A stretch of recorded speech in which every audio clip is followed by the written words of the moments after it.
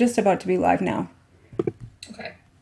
Hey, it's Sarah from Close to the Earth IT Services, and I have some friends with me, big fans of Beme Panels.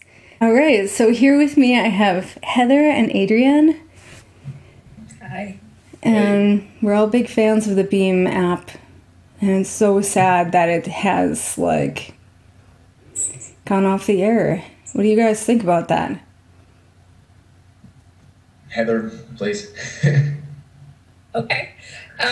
So the thing that kind of upsets me and disappoints me the most is that I see the technology behind Beme as far as depositing one precise question and putting it out on the web, available for everybody who has the app on their phone, to answer in a very succinct way as such an incredibly important communication tool. And it cuts across time zones, it cuts across languages, technically it doesn't, but everyone has to speak English. But as long as you are an English speaker, you can participate. And then the other thing is that it cuts across, political ideologies, it cuts across national kind of membership, nationality, race, everything. And then we're having this conversation about an idea. And then people who would talk too much are limited. Yeah, that's what I like. I mean, like you said, it's got that's the idea of the internet, coming together people from all over the world, sharing thoughts on or sharing ideas on one topic. For example, I remember when they put a question about, I think it was the 1 year anniversary of Donald Trump being president. Some people were in favor of him being a president, and like 80% of us were not.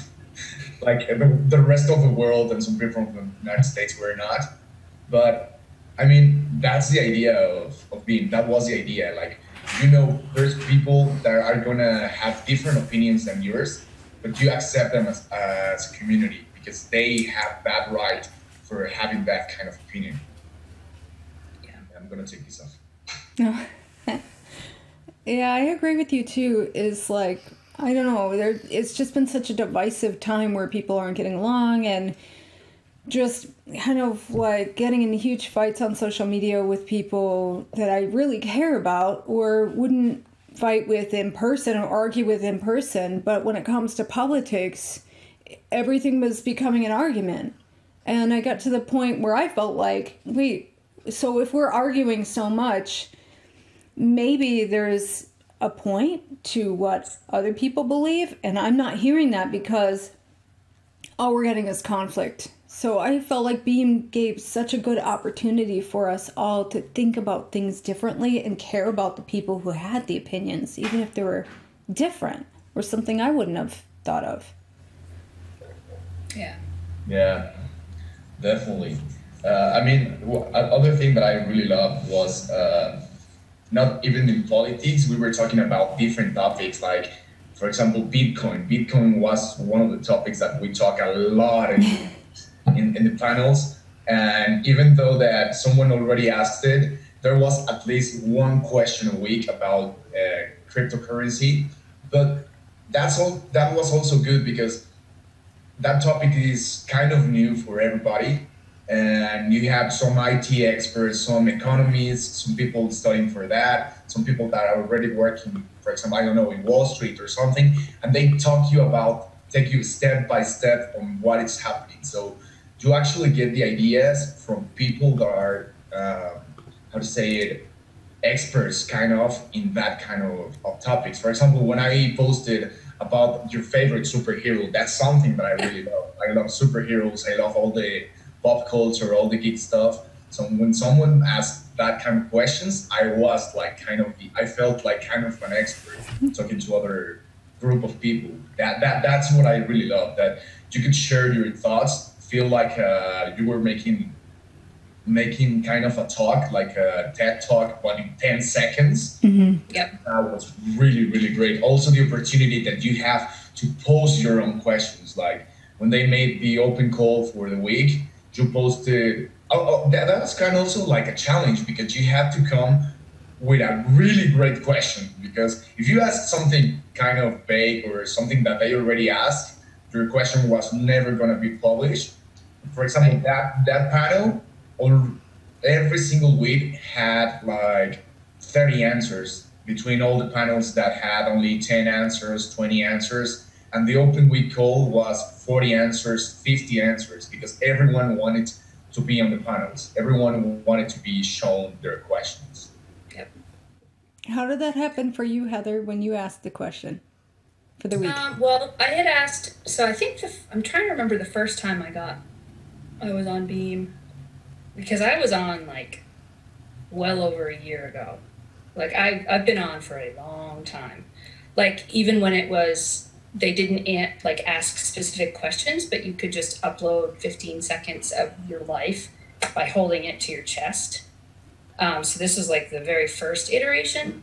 I've just been really intrigued by the idea of video. So then when we came to asking questions, of course, a teacher, I'm theoretically, accustomed to this, and particularly as a writing teacher, and the way that I do my teaching is the Socratic method. So I'm constantly asking kind of open but probing questions. And so the first question that they chose for me to have as the question of the week or the question of the day was, if you're going to go swimming, are you going to go to a freshwater pond or the ocean? And so, I mean, in Maine, we can go to both on the same day several times. I mean, it's just we have so much of an opportunity, and I forget that sometimes. And then Kurt was so hilarious, of course, typical, because he was hilarious. And he talked about some sort of like a wave pool beach that they have in the middle of Oklahoma City. And, even for someone who's like aware of geography, have driven across the United States, it's like, oh yeah, that would be kind of weird. You know what I'm saying? And then I can't even remember. I think I've had like 3 or 4. I don't know. But one of them was, what do you think you're going to look back on in your life? Because I'm almost 50. And so I was talking about dancing past midnight in a West Berlin disco to Pet Shop Boys, West End Girls, I mean. And, like just thinking about that, like, oh, wow. At the time, I was just like, oh, this is cool. And now I'm like, wow, that was really fabulous. And we never know when we're in the moment how fabulous a memory is going to be. And so I was kind of like, I wonder if people younger than I have any sense of what they're experiencing right now and how that's going to age. And then the most recent one was, because I tend to be like, I get into analysis paralysis and perfectionism if I'm not careful. And that was, how do you get over nervousness so that you can push through and do something? And I wanted to put in for a conference, and I did. And so it's basically like, okay, what do I have as experiences that others could relate to? Make sense? Mm-hmm. Yeah, totally. I actually answered that one, the one that where you're gonna look back when you are older. I answered that. For me, it would be for real. It would be either going for the first time with my friends, because I've been a lot of times with my family, but with my friends for the first time to Disneyland, to Disney World. It was different, because it was a complete different experience going with my family than going with my friends. And the other one is kind of the same as you, like dancing to something in, for me was in Normandy in France. We were like like an hour trip for Omaha Beach, but we were a bit near there, and it was dancing to three different songs: September, Boogie Wonderland, and Let's Groove Tonight by Earth, Wind and Fire in a concert there. I was like, I cannot believe I'm in a concert an Earth, Wind and Fire concert in France, not even in Mexico, in France. Yep. Oh, I have a Paris, but I don't want to keep Sarah. So Skaters Day, concert in Paris. Yeah, sweet. that's pretty awesome. I am trying to think of like my favorite dancing moment. There was this when I lived in New York City in the 90s. There was this like really awesome club called Life. It was kind of like a punk rock and roll club. And I just remembered just dancing until like the place closed at 4 in the morning every Thursday night. The Thursday night was like my dancing night. And it would just be like totally punk rock, like the Ramones, like the configuration of the Ramones that still was like alive, played there.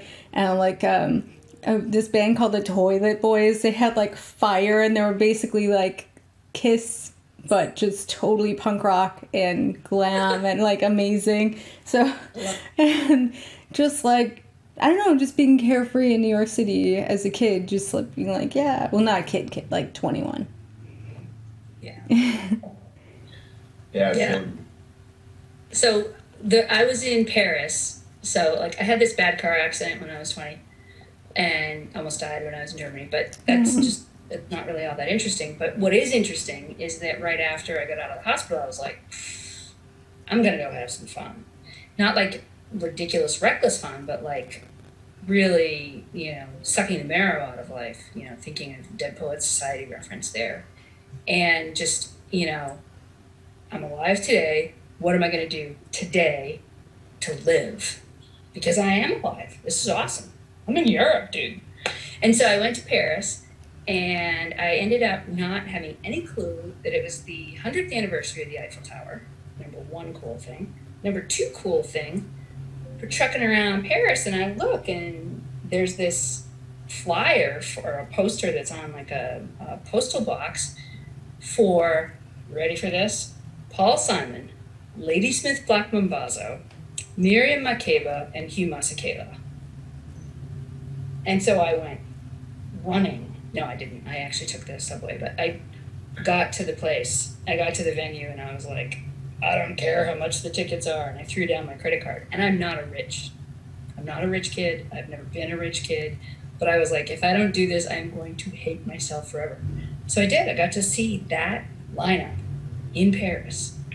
And I also got to see the celebration of the 100th anniversary of the Eiffel Tower. And there were like fireworks and this and that. And it was all random. So thinking, like, in case Jackie gets to see this, Jackie, thinking about your instinct, dude, always follow it. And anyone younger than me, always follow the instinct, as long as you're not going to end up in, like, jail or something. And so how did you guys discover panels? Discover Beme? Like, what brought you to Beme? For me, it was totally about watching Casey Neistat. I follow his blogs like from 3 years ago, 2 years ago, I don't know how many times. I really follow his blog, and out of nowhere, he was like, hey, we're doing this, it's called Beme. When he first started Beme, like when it was the green icon, not the one that we know right now, when it was the green one, I actually tried to enter because I really love the idea of sharing your story, but without watching your camera. I feel like putting your phone like this and talking and showing what is around you, it felt like a great idea, like a really, really great idea. And then the next iteration of Beme, where they actually ask questions and you answer them and you try to have like that communication with other people, I said, okay, this is also good because now you can talk with people from all around the globe. You can see their faces, you can see their opinions instead of just showing what's around. That's an also great idea. So the first moment I saw it, I was like, I have to join. I sent the email for being on the beta version. Well, it was kind of a beta, like it was invited. You have to be invited to be on Beme. Yeah. So I did it, and I don't know, like 1 week, 2 weeks before after I send it, they answer, "Hey, we love the enthusiasm. We want to see you on Beme." They send me the invite. I enter everything, and there I was on Beme. Because I really love the idea of making a video, and at the end of the video, they make like this open question, and all the people from the app answer their questions. It makes you more like you are part of the video instead of going onto a YouTube channel and you answer in the comments, because there are gonna be 1,000 comments, 10,000 comments, 100,000 comments. Probably they will never see your comment unless you're one of the first ones, maybe. But having that opportunity to be on one of the videos of a big platform like Beme or Casey Neistat, for example, it's huge. It was huge. Like, your opinion can be heard. Even if it's just 5 seconds, 10 seconds, but it could be heard. That's what really drives me to getting into Beme. How about you, Heather? Sorry about the stuff in Your the family's background. calling you. Yeah, family goes on. So for me, it was, I got in touch with Jack pretty much ASAP as soon as I started following Casey's content, because I knew I wanted to integrate it into my classroom. Because a lot of what he was doing in his blogs, but also some of his, feature length, or not feature length, but the longer movies, I knew that they would really inspire kids, but also that there would be some currency with the literature that we read. And so I didn't want to just randomly do that. I wanted to ask permission. And so I just sent a DM to Jack. I was like, "Hey, this is who I am. This is what I do. What do you think?" And then we started chatting, and we've been chatting ever since, which is really cool. And so that's how I ended up getting to be part of Beme, or the Beme panelists and the beta testers, because they knew that I was in it because of, how Casey uses the phrase "story is king." Yeah. That's his kind of credos, as it were. And, I teach creative writing, and writing is my specialty within the reading, writing, speaking, listening, critical thinking habits of work within the whole English spectrum. Writing is what I'm about. And so as soon as I saw that, I was like, yes, he is doing for this generation what I do on the page, kind of thing. And it's interesting because, Lou from the news channel, Lou Folia, I just asked him recently, I'm like, "Hey, is it okay with you if I use the flu episode to teach how to do a research essay?" And like 2 days later, I'm not even kidding, 2 days later, out comes this article from like one of the cutting edge education writing magazines. "We should use YouTube essays to teach the research essay." And I was like, what? So I sent this to Lou. I'm like, dude, apparently we're progressive. So That's awesome. So that's it. I mean, I've just been using their content in my classroom. It works. So there you go. How about you, Sarah? Well, we just have like 10 minutes left because I'm using the free version of Zoom. Thank you, Zoom. Thanks, Zoom Meeting, for the free version of the software. But yeah, I wasn't feeling well one weekend, and I just started watching Casey Neistat. And I work in IT, so I only use YouTube, or have to this point, only for learning how to fix things, like how to take an iPhone apart and put it back together again. YouTube. But somehow I stumbled on YouTube as entertainment, which I was like, I didn't even know this existed.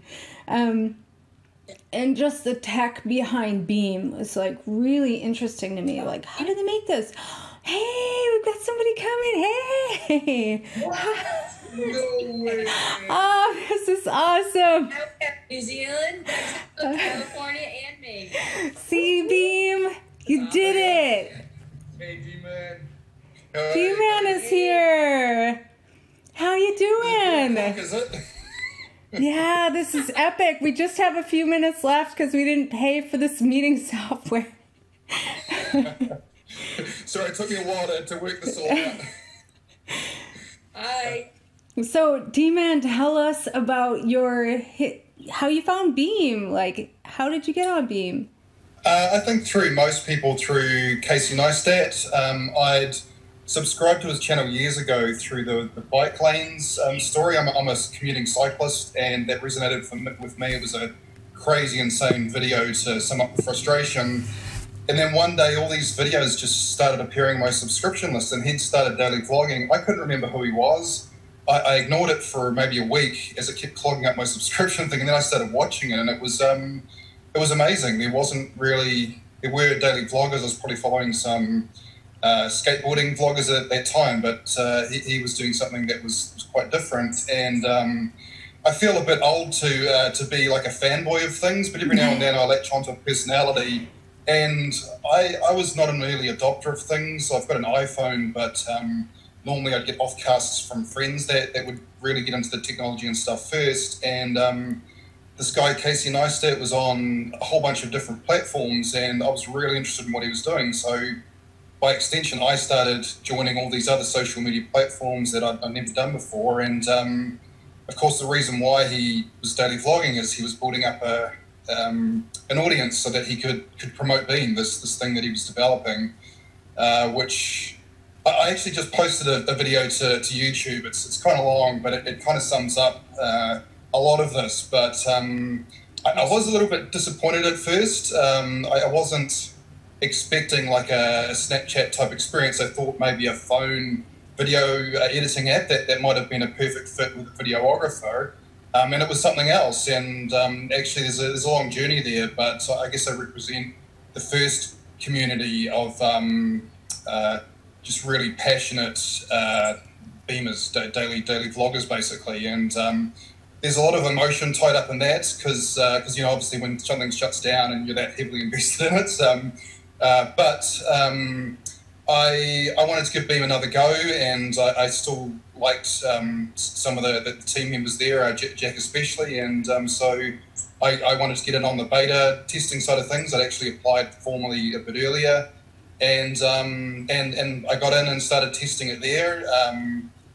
As you guys would be aware, there were some bugs with the. But I can only speak as an Apple user. I've just, in some of the comments appearing on my YouTube, it reminds me that there's a core group that are actually Android users, and things are so much harder for them in any of the technology sector, because Android is a bit complicated. They get the least love. So I think just obviously Beme's just shut down Panels yesterday, but they were getting to a better place. It was getting a bit easier to use, so long as you didn't try and scroll back too far to look at past stories and so on. And I felt I've got a background in journalism, so I felt that they had a potential thing here. I don't think it got leveraged as well, and obviously there's a disconnect between the YouTube, the Beme News side of things, and there's some dissatisfaction with the CNN side of things as well. So that's unfortunate, but I just thought a time with an app and YouTube, which is, that's no one's beating that platform at the moment, that they would have been on to a winner, especially for someone like CNN that's spread as far as they are and desperate for a youth market. I got to say, one thing I did notice about the original app was while everyone's trying to chase the youth audience, there was quite a significant group of people around my age that weren't in their 20s, basically, and it just seemed like a marketer's dream that no one's actually targeting that market. And, we are the ones with experience and so on, and I guess a bit of the spending power as well. And so I guess I try not to get too insulted about when they talk about their marketing plans and stuff. And it's always about the Snapchat culture and so on. I actually think there's something sorely lacking in that, and also the thing that that built the Beme family in the first place was, which we don't have with Beme Panels, the ability to talk to each other. Essentially what we're doing now, we're having a video conversation, there's others tapped in, and everyone can see what's going on. With the original Beme app, you could leave at the end phase video reactions, but anyone else going into view that video could see all those video reactions, and it just prompted it's so different from Twitter comments or YouTube comments or whatever, which can get just stupidly nasty. it builds up people are more respectful. They're polite, and because of that, you're developing friendships with people that are at the complete opposite end of the political spectrum or whatever. They don't have the same core beliefs as you, but you actually find out that you can be friends with someone like that you'd never imagined before. And I kind of felt that Beme Panels was just starting to tap into that. You know, it was an area where you could put up something about Trump, very, very divisive subject, and you could still have a conversation there and see, there's that you could be still civil about it. Well, we're going to get cut off any minute. Okay. But yeah, thank you, Beme team. Okay, so that was it. That was our thank you message from the Beme panelists to the Beme team. And Beme is just so incredible. It was, I hate to say was incredible because it just, I don't know, I guess I'm in a little bit of denial that it's over. But you all did just such an epic job creating this community of people who genuinely can have a conversation now, no matter where they're from in the world. And that's really epic. So thank you, Beme team. Thank you so much for the hard work, the dedication, for what you've done for world peace, because you have done something to make the world a better place, and we love you for it. Thank you.